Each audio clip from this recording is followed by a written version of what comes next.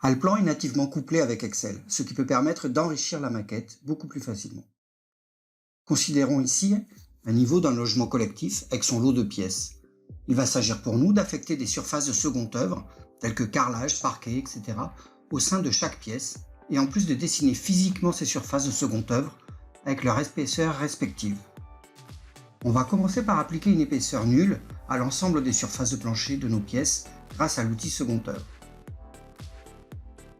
Puis dans l'onglet Teamwork, on vient sélectionner l'export de quantité. On choisit le modèle de rapport ayant trait aux surfaces de plancher. On sélectionne l'application Excel et on exporte. Le rapport Excel lié aux surfaces de plancher se lance alors automatiquement et on retrouve donc l'ensemble des pièces avec leur désignation. Excel permet de trier facilement et dans la colonne matériaux vide, puisqu'il n'y avait aucun revêtement de sol dans les pièces en provenance d'Allplan, il suffit donc de les compléter.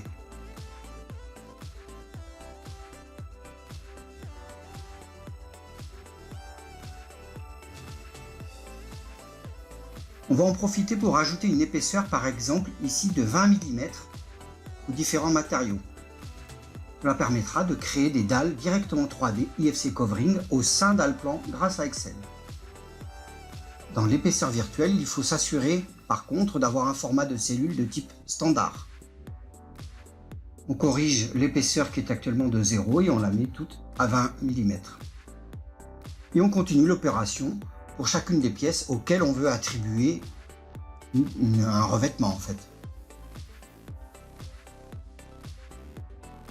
Il est certain qu'avec Excel, lorsqu'on a beaucoup de pièces que l'on part de 0, on peut en fait compléter sa maquette directement depuis la feuille Excel. Ça peut être beaucoup plus confortable.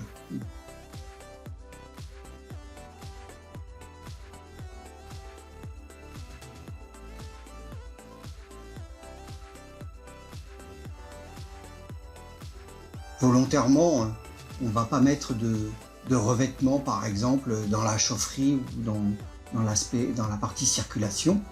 On laisse les épaisseurs virtuelles à 0. Comme ça, Allplan ne viendra pas me créer de surface de revêtement de sol sur ces pièces-là.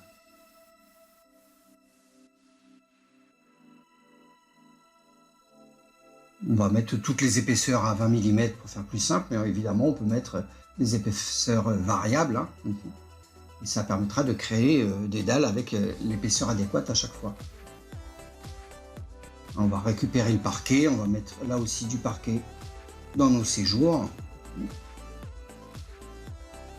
Donc ça présente l'avantage de faire des modifications en masse, de pouvoir remplir directement dans les cellules Excel.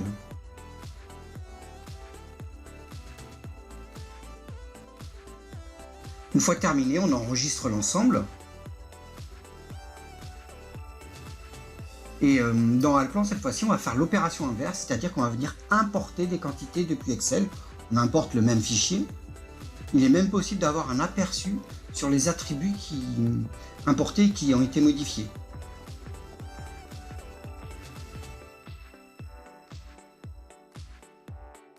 Enfin, si on vérifie maintenant dans Allplan les propriétés d'une pièce, on va constater que celle-ci, en l'occurrence, a bien reçu son parquet et avec une épaisseur de 20 mm. Par contre, le fait d'ouvrir les propriétés de la pièce active automatiquement sa mise à jour graphique et on aperçoit alors son revêtement 3D. Je peux utiliser la fonction mise à jour 3D sur l'ensemble de mon niveau. Ça me permet d'activer toutes mes surfaces 3D automatiquement.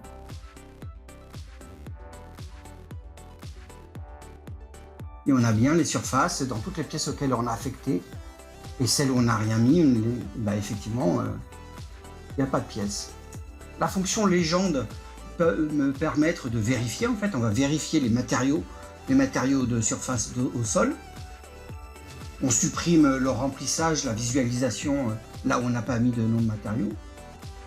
On sélectionne notre niveau. Et on a donc une légende une légende graphique avec l'application de nos couleurs en fonction de nos typologies de matériaux.